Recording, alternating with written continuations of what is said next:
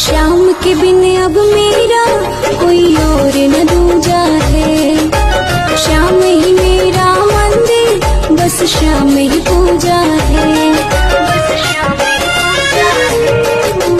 श्याम के बिन अब मेरा कोई और न दूजा है।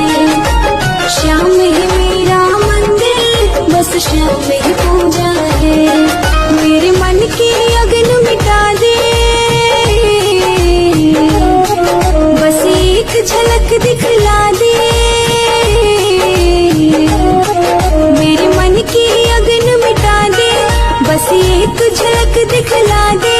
किस्मत का खोल दे ताला रे, मेरे दिल की हालत जाने मुरली।